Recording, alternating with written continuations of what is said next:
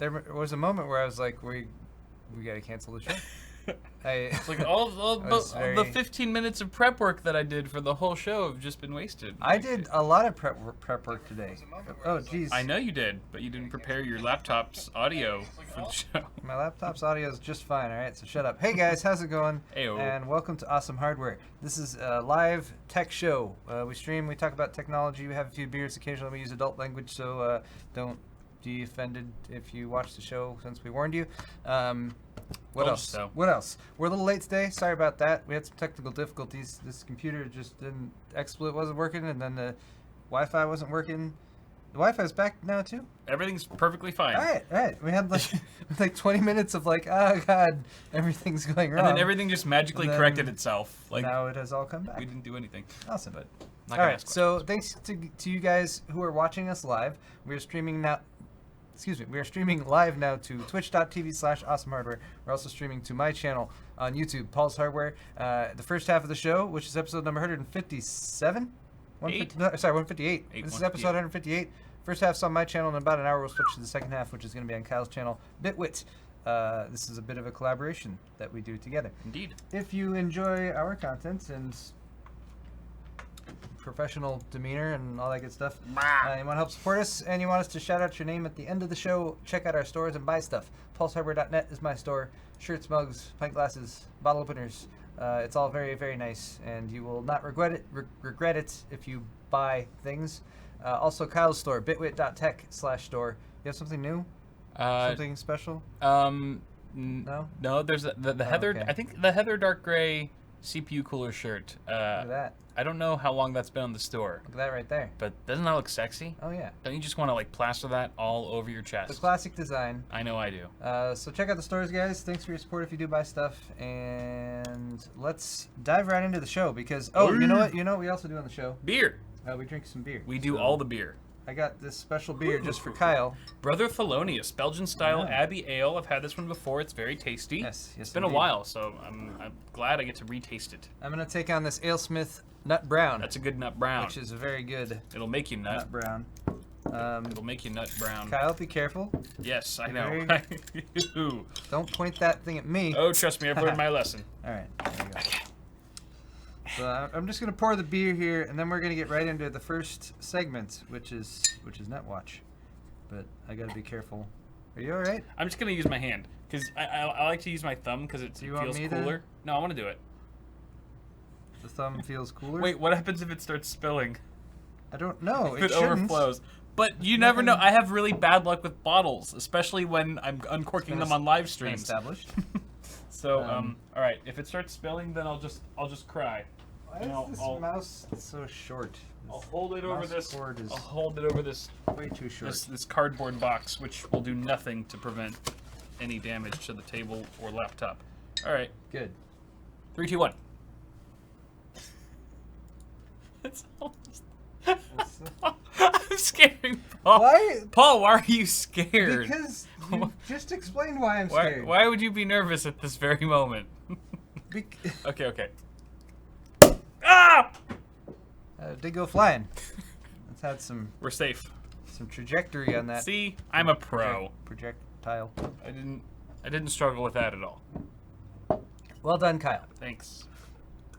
I'm gonna treat myself to a drink. Pour your beer so we can say cheers. NetWatch is what we're starting with. First segment here is going to be a little tough. A little tough to get through, but like a Band-Aid, we're going to pull it off first. Woo! And get it done with so Cheers. we can enjoy the rest of the show. Cheers, though, guys. Thank you so much for joining us today. Thanks, guys. And we begin. We're actually starting off over in the UK. Hello to our friends across the pond. Advertised broadband speeds are dropping, actually, across the UK. And this is, in some places, this has been, I guess, listed as, like, UK speeds are slowing down. That is not exactly the case. So just to clarify a little bit. The speed isn't slowing down. The numbers that are advertised are being slowed down, and this is because new broadband advertising standards were introduced as of May of this year. So providers have cut the speeds that they advertise. So rather than... I guess, so the problem was that before they were advertising speeds that were too high. They were advertising peak speeds. And this has been a problem in the US as well. Advertise peak speeds, and then you go to try to actually download something at, 8 at night or 7, I don't know, whenever it's very crowded rush hour in your local area for internet traffic, suddenly you can't achieve those peak speeds because everyone is actually sharing the same bandwidth. So the rules that were put in place were to force internet service providers to actually advertise the speeds that they can provide, not to make speed claims that are, you know, that are overblown, basically. Most providers, as a result, have cut the speeds that they advertise, or they have stopped making speed claims altogether. These major UK internet service providers include, but are not limited to, BT, EE, what's the ISP names in the UK? John Lewis Broadband, that sounds much more English. PlusNet, the Post Office, Sky, TalkTalk, Utility Warehouse, and Zen Internet. Any affiliation? So I don't know. I with better AMD? if any of our UK, we do have some folks from the UK who watch. If you're like, he said my ISP. I don't know. Did that do anything for you? Maybe. Are you now aroused? The rules themselves were changed by the Advertising Standards Authorities, or ASA's Committee of Advertising Practice. Previously, the advertised basic ADSL packages were up to 17 megabits per second for the ISP providers listed above, but are now between 10 and 11 megabits per second. That's up to 41% lower. It's pretty lousy. Up to 41% more honest, you might say. Ayo. Prior to the changes, households were paying for service that were, on average, 51% slower than advertised. So there you go. UK, two effects. We have some regulation that went into place, and we have some truth in advertising as a result. And it would be weird to, like, so what I'm curious about is it would be existing packages. Like if you're already paying for broadband in the UK, like signed up for a 2-year contract 6 months ago or something like that, are they suddenly switching your plan? And like I paid for the 100 megabit plan, and now they're like, actually that plan is now 50 megabit. Right. As a result of these, or like are they having to leave people? I don't know. I'd be kind of curious how that actually falls out. But that'd be strange. let's move on to the next one. All right. This one's stupid, and everyone should be mad about it. I'm Ajit mad. Pai, Very who mad. is largely hated by everyone who understands net neutrality and what's been going on in the United States, has admitted that the FCC has basically lied about the DDoS attacks, distributed denial of service attacks that happened back in 2017. So we've followed this on the show. We've talked about it many times. The FCC and its sort of ongoing just weird things that it's done with the internet. Going back to 2015, when they first introduced net neutrality rules, like we talked about it back then, like Tom Wheeler. We weren't sure what Tom Wheeler was going to do, and then they're like, actually, we're going to do Title II, and we're going to enforce net neutrality. We had that for a couple of years, and then in 2017, the FCC introduced what they called the Restoring Internet Freedom Act, which of course is named as completely the opposite thing of what it actually is, and went through all that stuff, and everyone was mad about it. But back in May of last year, they opened up a comment, like they were like, here's the order. They have to make it public first, and then they have to open up and allow the public to comment on it, because the FCC is theoretically an institution that is supposed to serve the people, the citizens, and do things that help us and make things better. So, there was a bunch of people that went and commented. Specifically on May 8th, 2017, the entire comment system went down. And this was just as word was spreading about the plan to kill net neutrality. And this was specifically the effect that John Oliver had, because he did a Last Week Tonight show about net neutrality that aired. It was very popular. A lot of people saw it. A lot of people went to a link he created. He created actually a couple URLs that people could go to that would take them directly to the comment page, because before that it was kind of obfuscated on the FCC website. It was more challenging to get to. FCC website went down. So a lot of people who were trying to go and make a comment right at that particular time, who were feeling strongly about this, weren't able to make their comments. Since then, there's been a lot of accusations and a lot of people who have requested information from the SEC about this supposed DDoS attack, and Ajit Pai and his cohorts have basically said it was a DDoS attack, and that's why it went down, and we're going to kill net neutrality anyway and stuff. So they've now come out and admitted specifically that it wasn't a DDoS attack. It was simply an increase in traffic as a result of the show publishing some tweets that went out about it. The actual reason that he has come out and made a statement about this is because the Inspector General. Sorry, wait, where did my notes go? The FCC Inspector General's office investigated this incident and issued a comprehensive report yesterday. Initially, even Ajit Pai and all these douchebags were trying to hold that back and not let it go public. It was publicized earlier today. It's linked in the article. I did read over some parts of it, but they list all these things that went on when the Last Week Tonight show went up, and it came down to a 3,116% increase in traffic to the FCC site between May 7th and May 8th, the evening of May 7th, and then the next day, May 8th, causing the website to go down. So ultimately, this is, and to be completely fair here, the comment system was then open for, I think, 3 months after that. They received nearly 24 million comments about the Restoring Internet Freedom Order. So it's not like this 100% prevented people from going and posting their comment. But the fact is, they lied about it for well over a year. Anytime anyone asked about it, they lied about it. Anytime people tried to request that they investigate it further to actually determine the source of it, they did nothing and basically said, no, it was just a DDoS attack. We're not going to talk about it more. So, what was the point though of lying about it? Like what? The point of lying about it is to continue apparently the trend of lying about things in order to trick people into believing things that aren't true. I mean, also the point of lying about it was probably to make an excuse, because they're supposed to be able to take comments from people. People are supposed to be able to go and offer their opinion about this thing, and the fact that the site went down, like, if they said the site went down because we were flooded, like, that is somewhat legitimate. Right. But the fact that they made something up and then tried to make an excuse about it, and now that the statement has actually been made, he hasn't even assumed responsibility himself. He said that the FCC's former CIO, Chief Information Officer David Bray, is actually the one who is at fault here, and he was very. What did he say? I'm deeply disappointed that the FCC's former Chief Information Officer David Bray, who was hired by the prior administration and is no longer with the Commission, provided inaccurate information about this incident to me, my office, Congress, and the American people. This is completely unacceptable. I'm also disappointed that some working under former CIO apparently either disagreed with the information he was presenting or had questions about it. Anyway.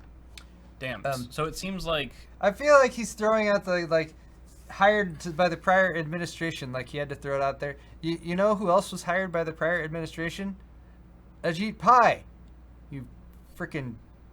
Anyway. That's a new low. This is low stupid, and they're even for stupid, and these they've been guys. lying to us for a very long time.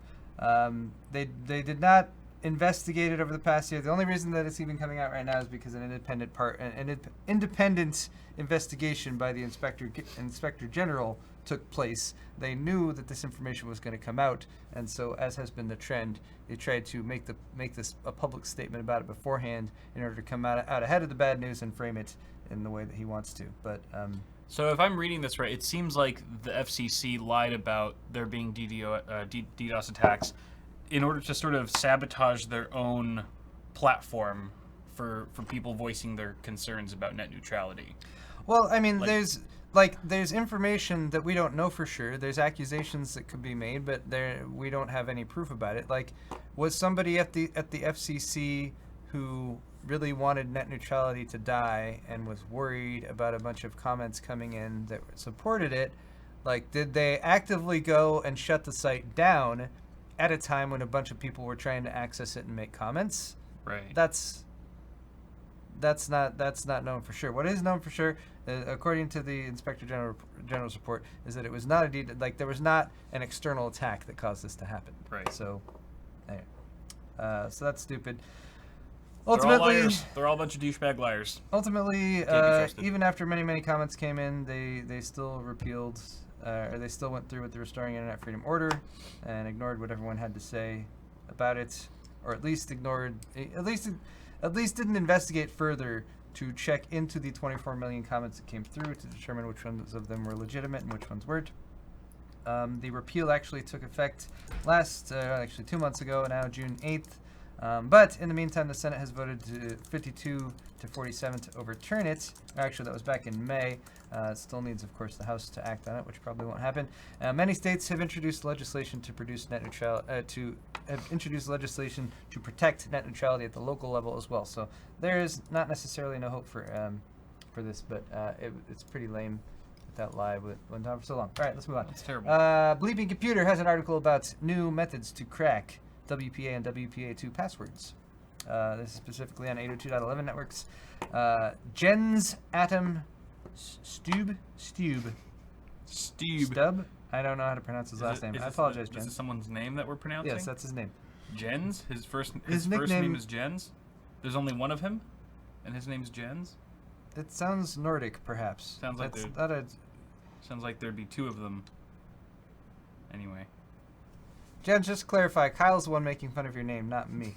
He recently discovered a new technique to easily retrieve the PMKID, or Pairwise Master Key Identifier, from a router using WPA or WPA2 security, which is what most people have. Most people, if you're reasonably up on your home internet security, WPA2 is probably what you are running right now. Once you get that PMKID, you can then use it to crack the wireless password of the router and then access the network, which is a little scary. Jens is the developer of the Hashcat password cracking tool, and he made the discovery while looking for new ways to crack WPA3. So he's checking out WPA3 and found a vulnerability with WPA and WPA2. The PMK is part of a normal four-way handshake that is used to confirm that both the router and the client know the pre-shared key, or PSK. So there's two things we're talking about here. PMK, PSK. Okay. Pre-shared key is effectively your wireless password to your wireless network at home. Yeah, exactly. Previously, for to do an attack on WPA or WPA2 protected routers, the crackers would require. The attacker would have to wait for an actual logon. Did you say crackers? I just said crackers. It's a racial slur against white people. Paul's really hungry.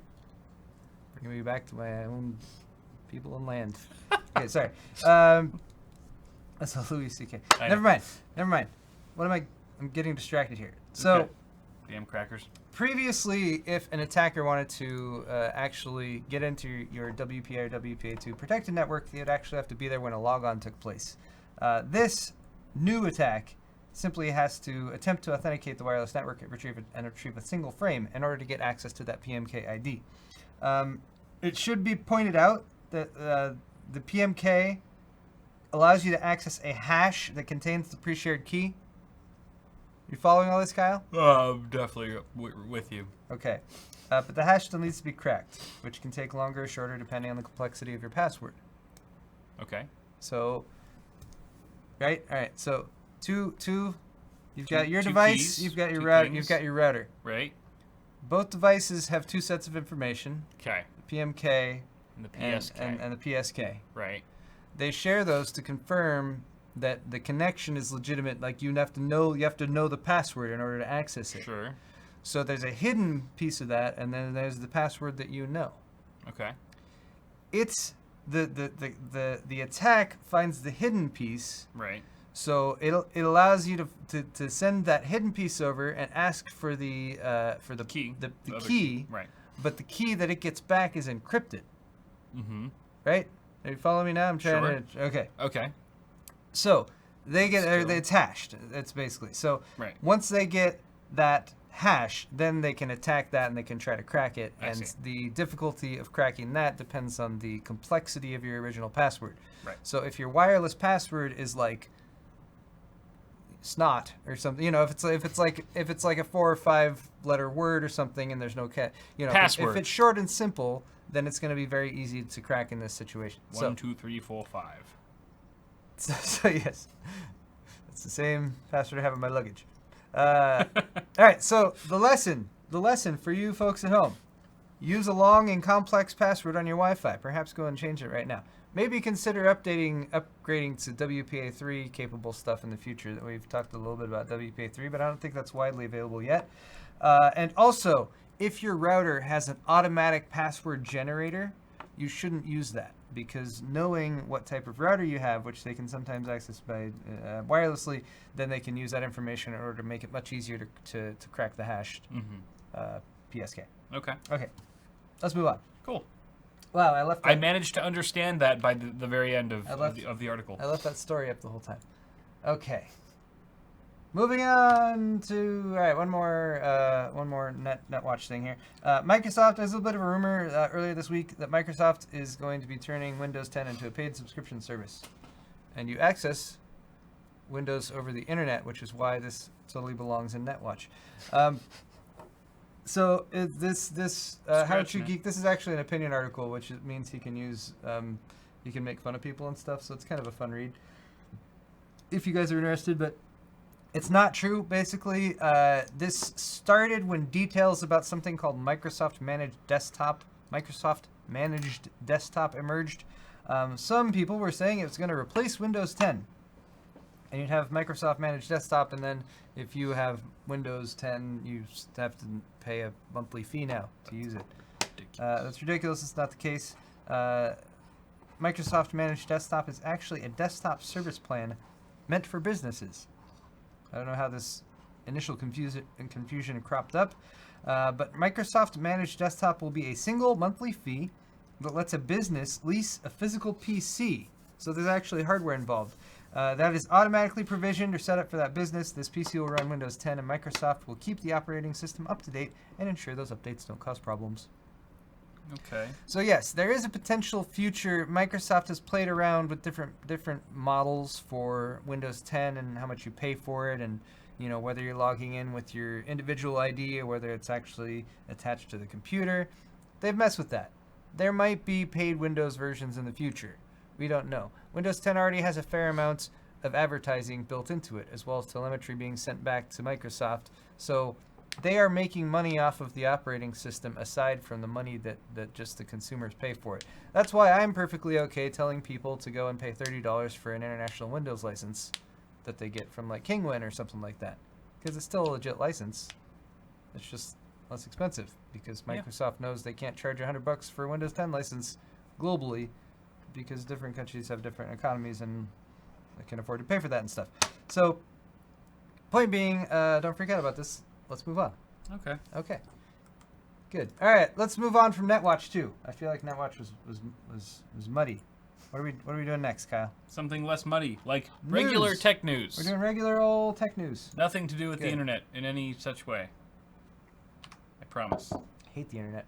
All right. It sucks. Threadripper 2 actually, yesterday had an embargo lift for unboxings of the reviewers kits that were sent out to people. Also, a bit of an info dump confirming pricing, some dates for availability. Did anyone some else other stuff like that? Did anyone get like a different chip than the 2950X? Yeah. Who? Like everyone got the 2990WX. What? Who's that? I got 2 of them. Tell me now so I can kill them. I have to kill them. I have to kill you now. No, it depends. It depends on the region and stuff like that. I don't know. It seems kind of weird because like Jay didn't get one.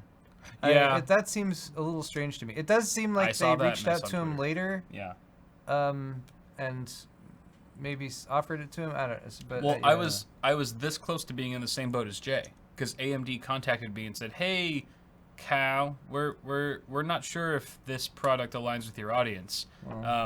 You seem to have a gamery audience, but let us know if you think otherwise, and maybe we can make something work." And I replied back and said, "Thanks for reaching out. Basically, I have a ton of viewers who are heavily involved in like the workstation arena and would love content on Threadripper, would be potential buyers even." And then I got hooked up with like the press briefing and everything that I attended with you. I don't know if Jay got that same email, that courtesy email saying like, "Hey, we're kind of on the fence about sending you a sample," but they did reach out to me. So it'd be funny if he did and he just ignored it. He could have just missed the email. But, I don't know. Jay has contacts. No, yeah, he does at AMD. So he's got peeps. I mean, that's so for any confusion here, and like I understand people who are like, "Man, Jay should have gotten one," or whatever. Like from the marketing perspective at AMD, and I think the reason this happened is they are trying to clarify that these crazy high core count CPUs that they're coming out with that cost upwards of $1,000 are not made for everyone. They are high-end workstation parts. Most people aren't going to be able to make use out of them. Most games don't require more than 4 cores.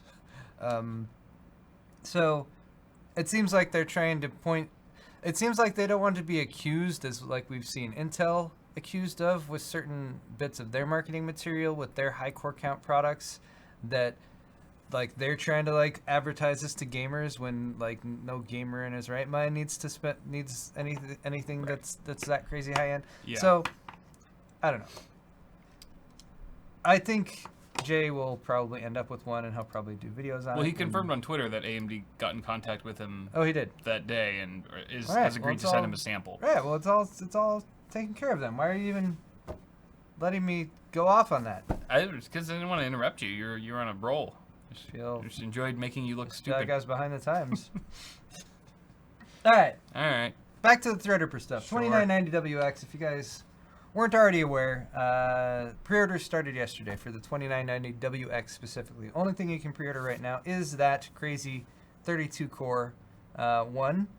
$17.99 or $1,800 is what it's going to cost for the 2990WX. It will actually ship out next week, August 13th, so 6 days from today on Monday. $900 for the 16-core 2950X. That's what Kyle and I got. That is, I thought they were saying that's also going out for pre-order, but I haven't seen it actually available anywhere. No, I It's think it's just the 32 core that's available for Okay, pre-order. but that's not available until the end of the month, so that one's got like 3 more Yeah. weeks or so on it until it's actually available. So all this nonsense started over in Italy. They had an event there in Maranello, Italy, with Maranello. Ferraris and supercars and stuff like that they apparently drove around very fast. But the CPUs themselves, though, not to get too distracted by the fast cars, also include a couple lower core count ones that'll be a little bit more reasonably priced, although they're not available till October. The $1,300 2970WX, which is a 24 core and 48 thread CPU, and then finally another 12 core 2920X, so the successor to the 1920X, and that one's $650. Mm-hmm. And again, both available at the end of October. So it's pretty cool, I think, here is that AMD came out with new, like, the successor, like the 2950X and the 2920X are the successor to the 1950X and the 1920X. Mm-hmm. They are faster, same core and thread count and everything, but they made them cheaper. Like, they're less expensive out of the gate. I can appreciate a price drop for a product of the next generation that's 1 year later, but that's also demonstrably better in various ways. Yeah. Of course, due to the 12 nanometer manufacturing process and the higher frequency, better memory compatibility, all that good stuff. But Tom's Hardware, credit to them, they actually... I'm so distracted Why by the is that- video. I've Go just away. been watching that little video the whole time you've Really? been talking. Like, Not ooh, even- they're doing cool things with VR and robots. Stop getting distracted, Kyle. All right. All right. Blame Tom's Hardware. Here's a chart, though, where you can see all the currently known specs for these different things. I like that they put the price per core here. Compare this to the 7980XE, $111 per core. Yep. The 2990WX is $56 per core. All of these are in the like Yeah. $55-ish dollar range, which is like literally half price. Yeah, pretty much half of what you pay per core for Intel. Now, granted, Intel's got a little bit better instructions per clock and everything, so the cores aren't directly comparable. But definitely not twice the amount of Yeah, performance. certainly not that. So what Tom's Hardware did, though, is they took some existing information and they made a fun chart here. Oh, there's some unboxings and stuff as well. There's the actual box. This chart. Did the box, for the record, not remind you of the diamond play button on YouTube? Yeah, kind of with all the tessellation in it. Yeah.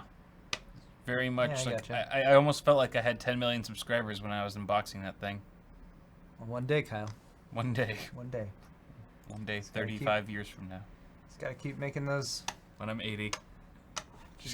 Keep making those stack attack videos. All right, so this chart here though I thought was pretty interesting and telling, so I wanted to at least show you guys that. Again, articles that we're talking about today are all linked in the video's description. This is Cinebench R15, and this information was specifically drawn from the footnotes in the press deck that went out that was made public yesterday, as well as results from the LN2 overclocking demo specifically done at that event in Italy. And there's a couple pictures of LN2's mysterious clouds of stuff. Anyway, but here's the 2990WX. They overclocked it to 5.1 gigahertz across all cores. Granted, exotic cooling with LN2, but they scored 7,618 in Cinebench, all cores, which is a pretty massive epic score. And yes, does beat Intel's score that they did at Computex with their 28-core demo that received a lot of scrutiny and a lot of backlash, I will say, because they were using a $1,000 water chiller to cool it, and they didn't necessarily disclose that up front. Yeah. Also, they were like, this is the 28-core 5 gigahertz CPU that we're launching this year. Didn't mention overclocked. Didn't mention the word overclocking. It was, I mean... And claimed they forgot to say it. Yeah, which is... That was their excuse. Well, we just forgot to say it was running overclocked. Which is kind of lame. But AMD, meanwhile, with this product, which is available to consumers next week, by the way, 7,618. Stock, granted, that's a pretty big jump over the stock score of 5,089, but the stock score still pretty insane. Is dominating Intel's currently fastest available 7980XE, which is an 18-core, and then they listed some other available CPU benchmark scores there as well. So yeah, those of us who are already rocking a Threadripper 16-core are suddenly feeling like, man, feeling inadequate. So inadequate, yep. Yep. Need me some more cores. The 24-core, I feel like the 24-core is also a nice option in there for someone who doesn't want to spend close to 2,000. Yeah. CPU, that one's what, $1,299? Yeah, 12. That's 1,300. So damn good price for a 24 so you can climb the ladder wherever your budget falls. In the high-end desktop AMD platform, which is fun. Reviews for the 2990WX and the 2950X, which I believe are the only two CPUs that were sent out and sampled, are going to be out on August 13th. Woo! So stay tuned for those. Subscribe and all that stuff. Yep. All right. I'm going to try to go more quickly now because we started late and we're already running through a lot of time. But stop being slow. For any of you guys who are super fascinated by all this Threadripper 2 stuff and want a little bit more information, we have some more information here. Now, Kyle and I aren't going to comment on this. We're just going to show you. But this video here is from Leo. Leo from Kit Guru. We hang out with him at some of the events that we go to and stuff. He posted a video yesterday along with the Threadripper 2 launch that had some slides in it. Is the video still up? It appears to be. Yep, video's still there. So go over to Kit Guru Tech if you want to watch the video, or click it here. It's linked in the video cards article from the description. But yeah, it had a bunch of slides in it that weren't necessarily part of the press deck that went live yesterday. So some additional information here. And again, this is weird. Not going to go into too much detail here. Just point out to you guys that it is available if you want to look at some of these slides. The information includes Ryzen master profiles for Threadripper 2. Has some comparisons of UMA versus NUMA, which is already discussed with the first generation Threadripper stuff, as far as the memory access modes, going from creator mode to gaming mode, for example. But there's more details on that for Threadripper 2. Pricing of the Wraithripper is down here at the bottom as well. Wait, where is it? The old Wraithripper? Where is it? The cooler? There it is. Yeah, that's the Wraithripper. Wraithripper. 250 watt TDP cooler that Cooler Master designed in collaboration with AMD. And it says it's going to be $100. Of course, all of this information could be completely fake. Leo probably made all these slides to try to fool people. Oh, look, Kyle's got a Wraithripper right there. I'm sure you guys were wanting like a, comparison. Visual aid. A visual aid in comparison to like hand size. Like, look at how fat this thing is. It's a pretty big cooler. So I will say, massive. Some, of course, there's older coolers like the V8 that they made and stuff like that was supposed to look like a car engine. Thick. I never really liked them very much. For some reason, I thought they were large and kind of just bulky and cumbersome. It felt like a little tacky this This is classy. It's very large, but this feels a lot More I don't know. premium. Yeah, it just feels a lot more well put together. The fin stack is nice. It's got really high quality nickel plating on everything. It's 2 fin stacks with a fan in between. Yeah. There's a fan in between here. Fans embedded in the middle there. RGB, of course. I haven't even up seen it with the wazoo. RGB loaded up, and I haven't figured out exactly how to mount it. Have you? Have you No. messed with these? No, I haven't. Like, Do these correlate? These go down here, and like obviously this is not something that's simple to remove. Oh yeah, have you been careful with the thermal paste? No, on the not at pocket all. too? I'm planning to just Sure. remove it if I do mount it. Yeah, so I think these you must be able to remove caps on, or maybe you can just screw because these have. Maybe Phillips these head go all mounts the on way it, down. These might go all the way down to these. and you just tighten it right there. That'd be very simple. That would be nice. So anyway, Cool. But yeah, I could definitely see this being in like a workstation build. It looks professional and classy enough to be in one. Whereas like till you turn the RGB party on. yeah, just don't plug that cable in. All right. Moving on though, Intel. A little bit of information about 10 nanometer. We've talked a bit about that. 10 nanometer has been delayed multiple times. The process was supposed to deliver area reductions of over 50% when compared to Intel's 14 nanometer process. Initially, it was slated for a 2015 release. It's now been officially pushed back, and Intel has stated this publicly, to Q4 2019. So still over a year off until 10 nanometer is actually going to be available, at least available in quantities that they have products. There's like 1 or 2 like laptops that have come out with 10 nanometer stuff in them, but like they were really phantom launches. They were paper launches or such limited quantities that no one was actually able to reasonably go and find one or buy one.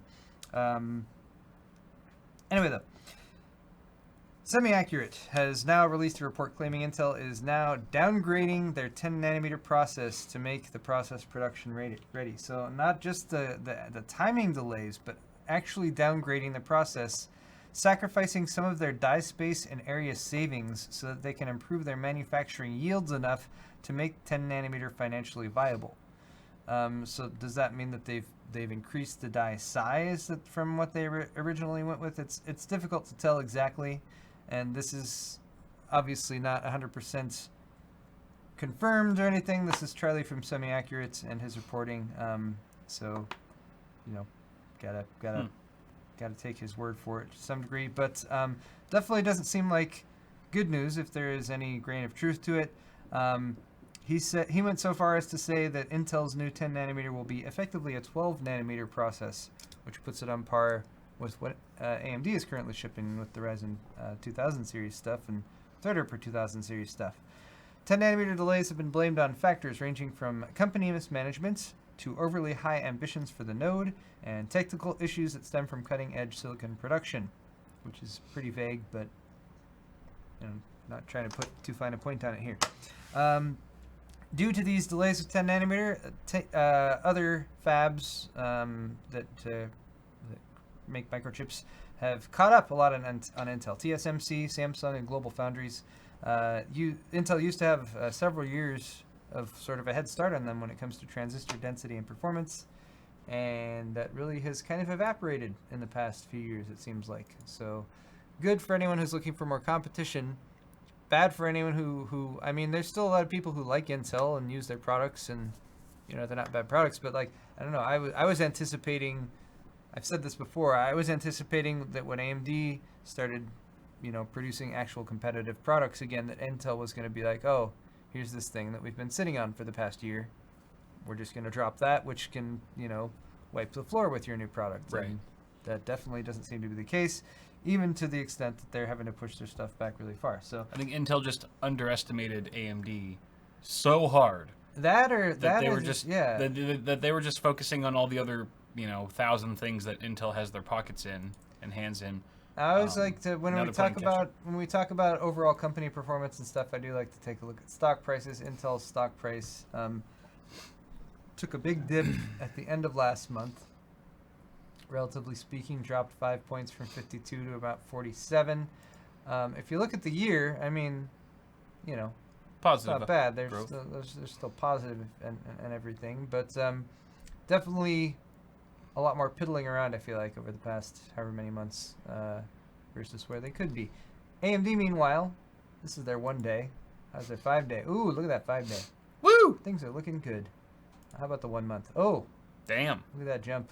Was that July? Oh, it was just July. The end of July. I mean they were in the around 10 for quite a while. Damn. And then they've jumped up recently to about 20-ish. So there we go. Stocks. Stocks. Fun. That should be a segment. just call it stocks. That'd be fun to say. I wouldn't know much. Should be stocks with an about X. Like Stocks. I don't invest in stocks. I do it to maintain credibility, because if I was invested, for instance, if I own stock in AMD or Intel, then it would be in my best interest to tell you guys that the company I own stock in was good, so that it would maybe sell more stuff. We and create a bias. And that would be a conflict of interest. Conflict of interest. Yep. Gotta stay honest. That's why I bought stock in all the big companies. That way I'm equally non-biased. That's how you gotta do it, Kyle.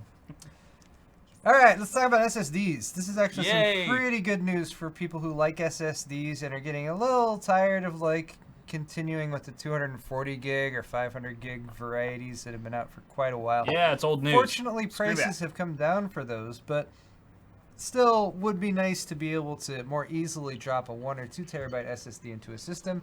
Samsung's hopefully going to be helping out with that by initiating mass production of QLC V-NAND for their consumer 4 terabyte SSDs. Have you Ooh. checked if your wife has messaged you, by the way?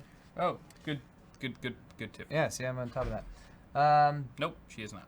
Cool. All right, so Samsung made this I'll keep her announcement that they are now... yes, they've started production. Specifically, 4-bit QLC. This is quad-level cell NAND.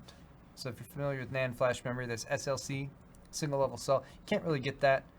From what I understand, it's used in some like very specific use cases for like military applications and stuff. But Sure. SLC is like insanely reliable and durable, but it's a single bit per cell in the NAND flash, which if you move to 2 bits per cell, which is what a lot of stuff is, suddenly you have twice the amount of bits that can be stored. 3 bits per cell has been in wide use for the past 2-3 years, I feel like, maybe even a little bit longer.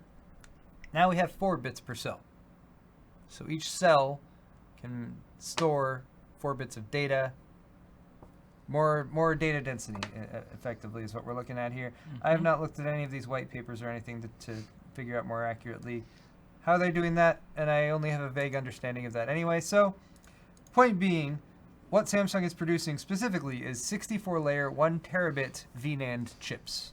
So each little chip is 1 terabit. Holy shit. So 8 of those little chips would be 1 terabyte. 8 bits to a byte. Makes sense with the higher That's cool. on the higher density.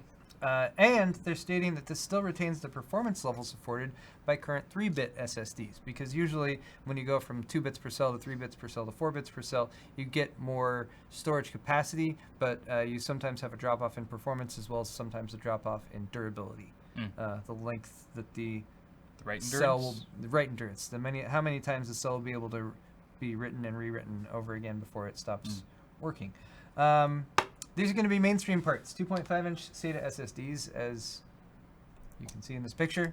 I think this is just a generic Samsung SSD picture, but looks good enough, right? So they're going to have standard SSD speeds that you guys might already be familiar with. Kind of old news when it comes to like 540 megabytes per second reads, 520 megabytes per second writes. But the capacity is really the story here. Available in 1 terabyte, 2 terabyte, and 4 terabyte capacities.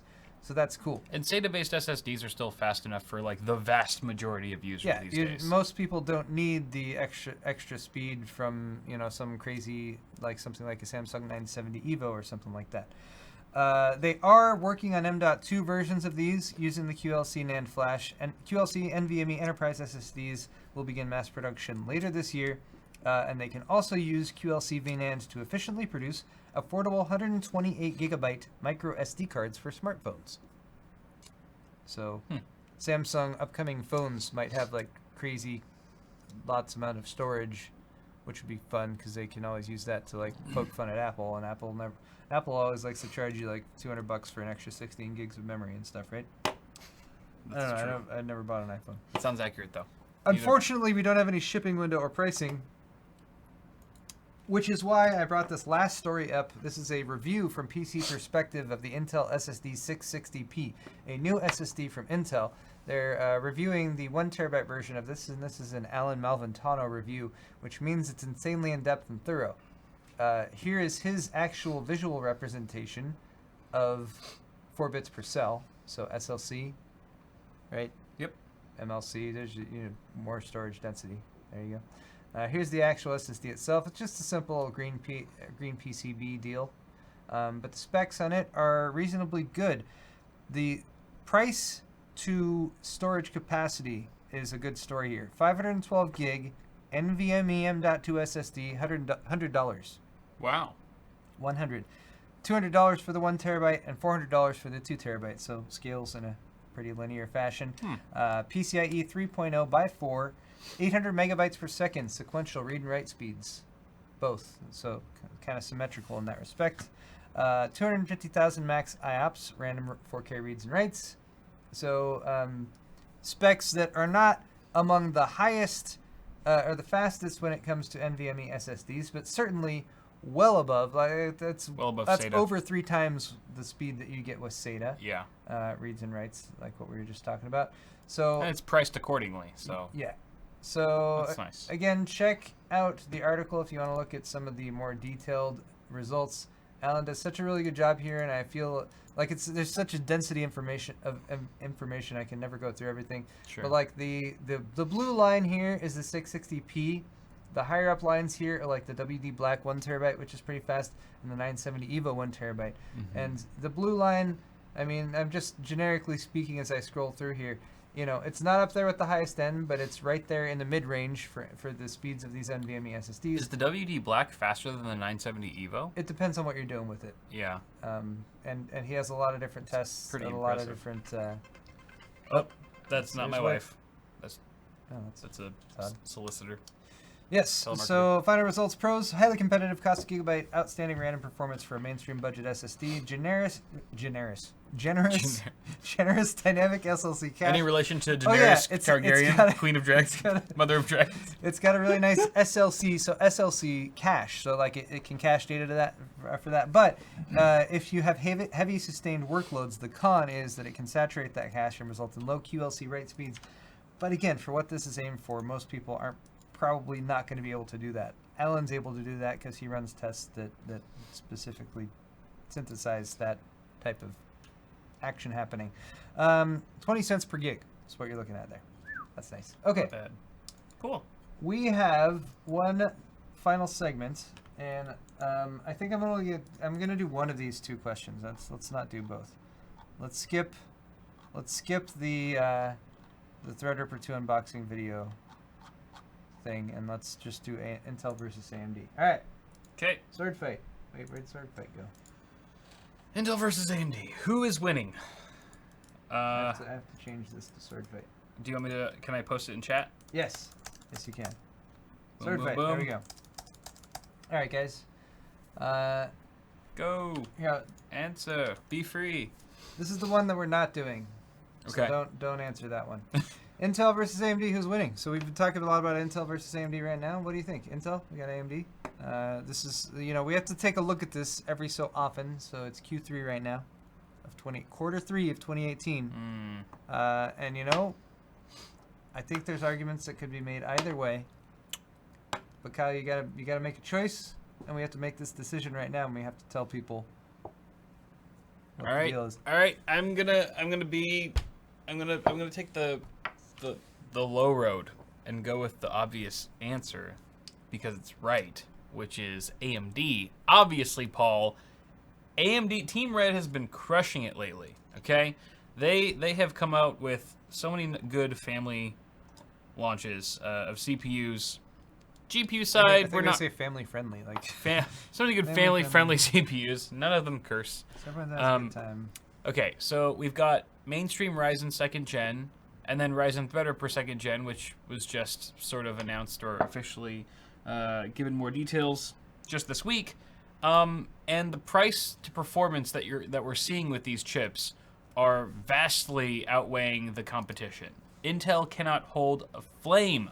They can't hold a candle to what AMD is packing right now. I think just the pricing and features is really where it's at with AMD. I see a lot of people, you know, when I take polls on Twitter regularly, you know, do you want to see an Intel build or a Ryzen build? And everyone wants to see AMD right now, I think, just because it's kind of, it's more targeted for the user. And I feel like Intel is often just kind of a cash grab, doing the same thing that they've been doing, small iterations, generation over generation. And now you can clearly see Intel struggling to keep up with AMD. I think AMD has a lot of momentum right now that the fans are just loving. So I would say AMD. That's probably like my sword fight answer and my personal answer as well. Wow, making this personal now? It's personal. I see how it is. I'm going to personally win. I also realized that we sword fight. completely skipped over one of the stories we were supposed to talk about from WCCF Tech, which directly relates to this. See, I had it all tied in with my planning, and then I just You just dropped the ball. missed. You meant to drop the mic, but instead you dropped the ball. This is a report from Germany's biggest retailer, mindfactory.de. And I'm still going to go back to answering the sword fight, and you know, obviously I have after reply to Kyle here, but this proves my point here. So these are the number of CPUs sold in July, and we can actually see that AMD has retaken the lead here. So what? This chart might be difficult to look at first, yeah, but that's weird. But let me explain. Each month, down here at the bottom, right, there's two vertical bars. The bar on the left is AMD, and the bar on the right is Intel. Okay. That explains it, right? And what's over here is the stack of CPUs that they're actually looking at when it comes to sales from Intel or from AMD. So they're using this to look at the total number of CPUs sold in order to compare one to the other. Now, interestingly enough, back when Intel launched their 9th generation stuff, which I thought was not the best launch, to be perfectly honest. Their 9th gen? The 9th gen stuff, the Z370. Okay. That came out late last year that we all thought was fairly rushed. It really boosted, like, if you look at December, January, February, March, April, May, June, Intel has been selling, and again, this is just a single retailer in Germany, but based on this, Intel's been outselling AMD by pretty significant. It's only just this last month in July that AMD has overtaken Intel, and it's still very close with overall 50% to 50%. But if you look at last year, you can see that AMD was in the lead. Their first gen Ryzen stuff was doing pretty well. So compare that then, however, and this is where my argument comes back in, to the amount of money being made when Intel CPUs are sold. Because even though AMD has sold more CPUs than Intel, the revenue, the actual money they're making, is significantly less. Because AMD has been putting their CPUs on sale, lowering the value, basically undercutting themselves. You know, sure, they give a better value to the customer who's out there, but what's it really come down to when you're arguing, you know, the AMD versus Intel arguments? And I think it comes down to scoreboard. Scoreboard, Kyle. What? Here's the scoreboard for AMD's revenue in 2017, $5.33 billion. Okay. Let's check the scoreboard for Intel, Kyle. Okay. 62.76 billion. That's what I call scoreboard. Money talks. Intel wins. But that's for 2017. Your straw poll clearly says Q3 of 2018. That's just our individual assessment. That's how we feel about it right now. Oh. That's what really matters. It's just is a how feeling we now. feel about it. Okay. Exactly. It's very scientific this arguments become when we involve emotions. All right. And if you want to get specific, I would guarantee that the actual revenue numbers for Intel are still way above. No, way AMD above is surely AMD. quadrupled. But yeah, that wouldn't even cover We'll see what we actually comes around. making 35,000 All right. times the amount that they were in 2017. Let's see what you guys think, though. AMD. Whoa. Wow, look at that. What a landslide. Excellent choice, Kyle. Obviously, AMD. And hey, if we're going by how people feel, right now, which obviously this is just a random straw poll of people who are watching a live show about technology and very much about how people feel. AMD doing a bunch of sales, which has hurt their revenue, but increased the number of CPUs they have sold and also allowed people to buy CPUs for less money and maybe get more for their money. People tend to appreciate that. Yeah. Which I think is reflected here. And I think even if maybe 78. from a business standpoint they're, taking a loss on all the deals that they're making, like it's very much like when you're a brand like AMD or Intel, it's very much an image thing, like how the audience, how the consumer base perceives you. And I think even if you're taking a loss, you're kind of investing in your brand image.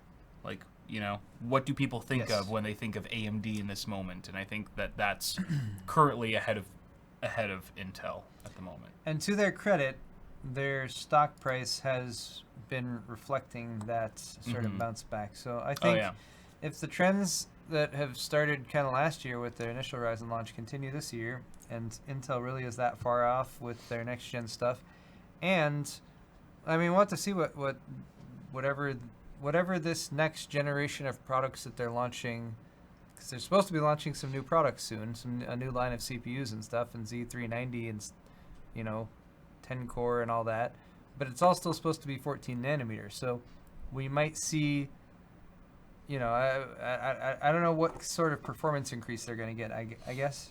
So Who, Intel or AMD? Intel. Yeah.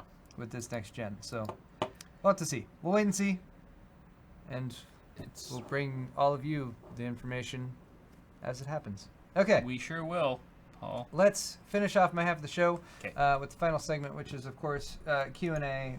Anyone who's sent in a donation comment, thank you so much. We're going to try to answer these quickly because there's quite a few. Bazinga X, $5. Did you two get my tweets about the charity challenge?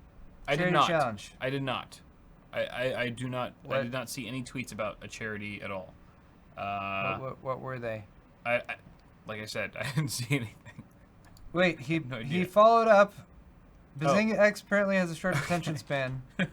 Another. Because his follow-up tweet, rather than explaining to us what the charity challenge is, which would have ensured that his $5 wasn't wasted if we didn't know what it was, followed up with recommendation for a bare-bone low-cost case that can hold a minimum of 48, preferably 96 hard drives. Who cares about the charity anyway? Building a large NAS? What?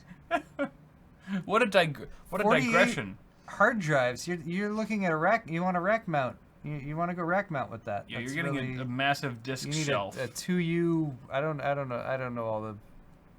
You want to go rack mount for that if you really want that many hard drives. And you want to put it in a room where it can have a bunch of fans on bare-bone it. low-cost case? No, that doesn't exist. Yeah.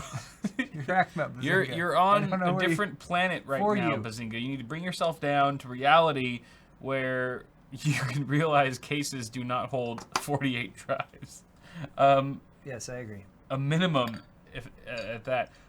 You're looking Chat into a says disk 4U or two different 2U racks. You want a disk shelf, preferably one that's very reliable from a trusted brand. The one that I have that Wendell actually sold me for a very good price is from LSI. Oh yeah. It's a 24 rack disk shelf, and it's been fantastic since I got it. So you might want to look into something like that. You're gonna need to set up an actual server. Where you're going to have like a case that can house like a motherboard and a CPU, and you're going to attach that with like a RAID card or something. Okay, we need to move on. Okay. So Do a you're disk getting shelf. Sorry. too much depth. Sorry. Too much depth. Thank you for thinking X stuff for your donations. Cerbert XSF, $5 donation. Kyle, did you get rid of my Bitwit poster I sent you? I'm hurt/cry. I'm hurt/cry. My wife said to be nice to wifey sauce. Haven't showed my support in a while. Take care. Did you get a Bitwit poster? I did not see any poster. If it came in the mail, then I have not checked my mailbox, my PO box in way too long. So Yeah, we should do that next week. Next week we'll do mail time. We'll do mail time next week. I probably have an overflowing box. Okay. That's what she said. MB67 Lenticular 1337. Thank you for the lead donation. Cheers. Right back to you, sir. Cheers. Thank you. Johnny Woolen with the $10 donation. Is the VRM for an Asus ROG Strix X299-XE suitable for an Intel 7980XE if you are not OCing? I'm thinking it may be better to get a motherboard with 12-phase delivery. Thank you guys for what you do. Johnny Bullen, I'm not immediately familiar with that specific motherboard's power delivery setup, but I know Asus typically does a good job, especially with their ROG Strix motherboards.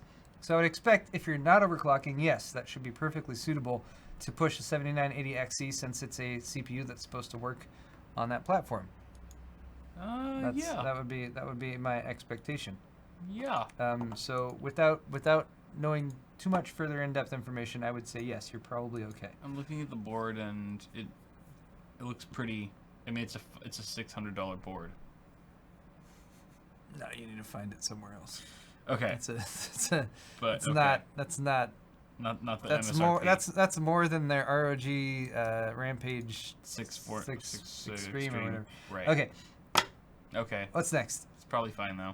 Thank you, Johnny. BJan 24/7. BJam. $5. Currently have a Strix 1070, but want to be able to play any game at max settings, no problem in the future. Should I wait on the 11 series or take a look at the 1080 Ti? Wait. Thank you for your donation. Wishbone, $5. What do you think of the IBM Power 10 Next Gen 2020 CPU? I am not familiar with it at all. IBM is making CPUs again? What? I think nothing of that because I don't know that exists. That's is that really a thing? Power 10 Next Gen 2020. Cal, look that up. Fabian Carvajal. That's very close to vagina. $5 donation, no comments. Thank you, Fabian, for sending us money and not making us say anything in return. About vaginas. Vagina. VA3MHB, 10 Canadian dollars. Do you think a 550 watt power supply will run two 1080s in SLI? I love you guys, by the way. No, it will not. You probably want, I want to say 750, 800. 750 if it's a really nice, if it's a very solid power supply, but I would go for 850. 850. Because you always want to have a little bit of breathing room up on the top. If you're overclocking. Also, you don't want to be running, like if you're gaming, you don't want to be running at like 80 or 90% of the power supply's max wattage. Yeah, you want some cushion. Yeah. It's best to be more in the some cushion. 50 to 70% range. Cushion.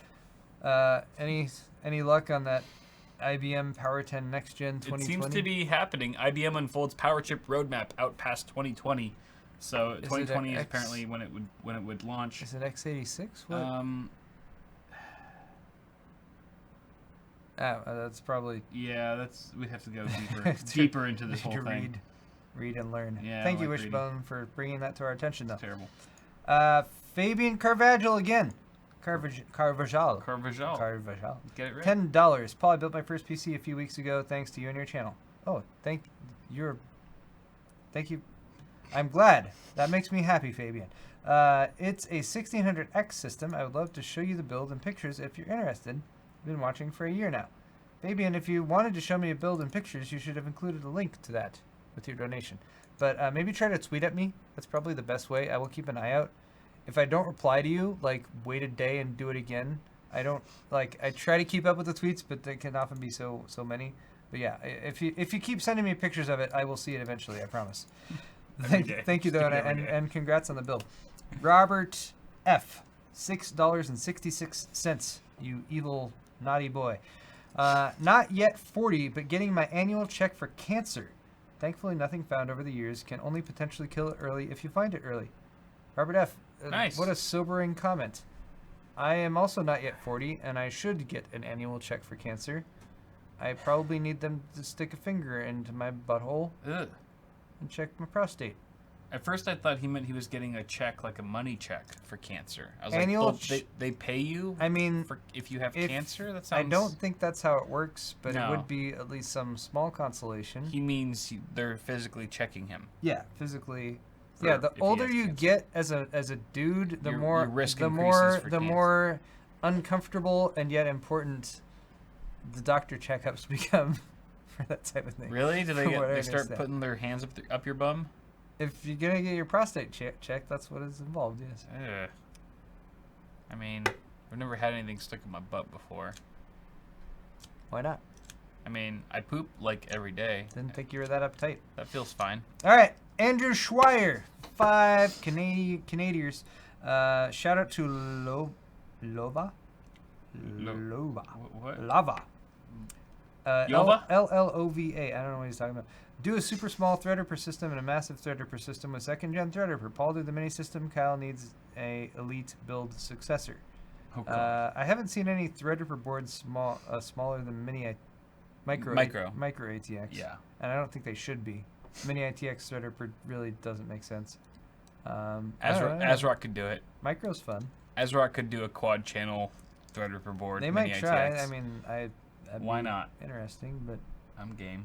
anyway. Thank you, Andrew. The Berserk Healer 555. Should I replace the 2 CPU fans with black and gray fans, or replace the 3 fans, 2 CPU rear, with black and gray, black and red build? I think you should do blue and green. He says it's a black and red build. I Then like do black and red. I think black and gray. Go with the black and gray. Yeah, because black and gray is a nice complement to black and red. Given the limited information that we have, that's my recommendation. Yeah. Black and gray, Berserk Healer. That's what you want. Jason, 1234, or $12.34. Hey, do you guys know if I can get cables for an older power supply? I have an old Corsair HX 1000 watt. I want to use it in a dilapidated NAS setup, so I need more non-broken SATA connectors. Wow. So Jason, I think you have 2 options here. One would be to contact Corsair directly to see if there's anything that they can do, if they have any old cable kits that are available for it. Second would be a little bit more advanced, so you'd need to be somewhat confident using a voltmeter. If you have a voltmeter, you can you'll need a voltmeter. You'll need the actual ATX pins. You'll need 18 gauge cables, and you'll need connectors. And you can basically build your own cables, which is a very time consuming, but also on some levels a very satisfying thing to do. But you can actually use the voltmeter to check which outputs, because you've only got like a ground, a 12 volt, and a 5 volt pretty much for most of the connectors on your modular cables. Maybe a 3.3 volt for SATA connectors. So yeah, you can put your own cables together. But yeah, that would be my recommendation. I hope that helps. I agree with everything Paul said. Frederick Cowfoot, 50 DKKs. I forget what the DKKs are. Dicks. Probably worth lots of US dollars though. Hey, it's my name. Hi. Building a new PC in Leon Lee PC011D. Will it choke my W Stealth? Wraith Stealth? Is that what he's talking about? Yeah, I use probably. 3 exhaust fans top, 3 exhaust side, and 3 intake in the bottom. Then no. You have a crazy amount of airflow. You will not be choked at all. You have lots of airflow. You're good. Good job, Frederick Cowfoot. Thank you for your Keep doing donation. you. Jason Christoph, $9.99. Paul, regardless of your sword fight answer, aren't you sick of testing only for Intel the last 6 years? Jason, I'll be honest, I'm kind of torn. When Intel was kind of dominating and there wasn't much point in benchmarking AMD, it did make things slightly simpler. Like, there weren't as many Work things was that easy. you needed to test and compare against each other. I know. That's That very said, true. I much prefer there to be competition amongst that and everything. Yes. So I'm very happy with the stuff AMD has done in the past year or two. Bittersweet, but mostly sweet, perhaps. Yeah, I think it's good for people who are using those products, and it's also good to provide more kick in the pants towards Intel to continue being competitive, hopefully. Blue57999, $10, says my computer won't boot. Upgraded motherboard and CPU. I used to have Windows 7. Tried to install Windows 10 with USB media. Opened CMD and cleaned disk 0 and formatted to GPT. Now computer won't boot with any of the or SSD. What? I don't know. What does that mean? I don't know. What does it mean? Computer won't boot with any. So Blue, like I would recommend double checking. Like if you can access the UEFI or the BIOS, maybe try updating that. Sometimes older versions of that might cause issues as you're going through installation. Mm-hmm. You shouldn't, if you're doing a Windows installation and you're going into the command prompt and doing like opening up disk part and doing a clean on the disk, you should just be able to do the Windows 10 installation on that disk, and it shouldn't be doing any like asking you to format a GPT or anything like that. So that's what's kind of confusing me right there. But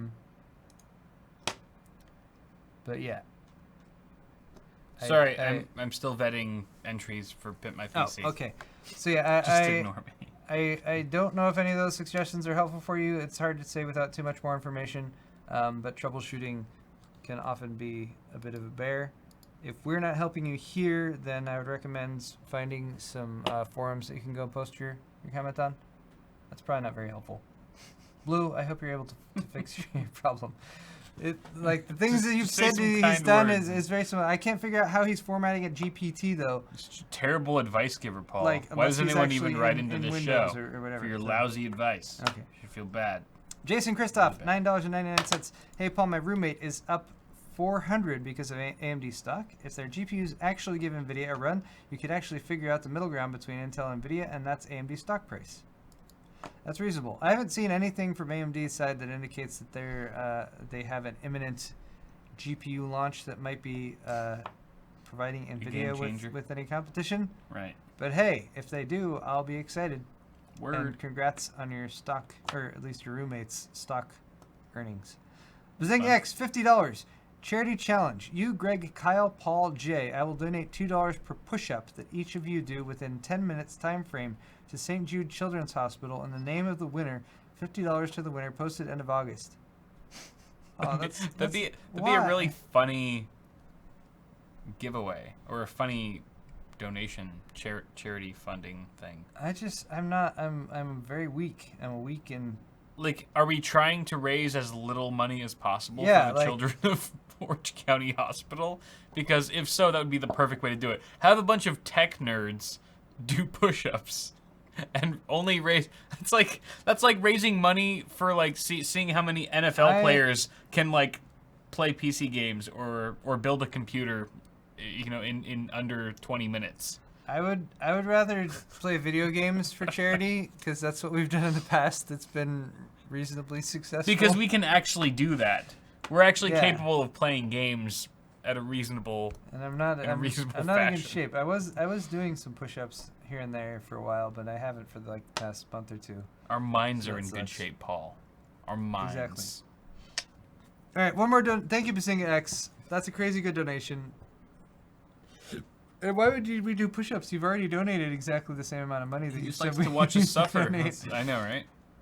All right, one more donation, and then we're going to save the rest of the donations for Kyle's half of the show. Daryl May, $5. Tell everyone about your giveaways. You will gain subs. Thank you, Daryl. I'm always torn about that. On the one hand, I like to promote the giveaways. On the other hand, I kind of like when there's only like a more limited number of people entering. Yeah. Because I feel like those are the people who are like really paying attention, and then they have a better chance of actually winning. So True. It's sort of a, goes both ways. But guys, that's all for my half of the show. Awesome hardware. Woo woo. Episode 158. Thank you so much for watching, and definitely hit the thumbs up button on your way out if you have the chance. And check the link in the description to head over to Kyle's half and watch that on Bitwit. If you're watching live on Twitch, stay right where you are. We will not be going anywhere. All right, that's all. Thanks, guys. See you in a bit, guys. Bye-bye. Bye. Bye.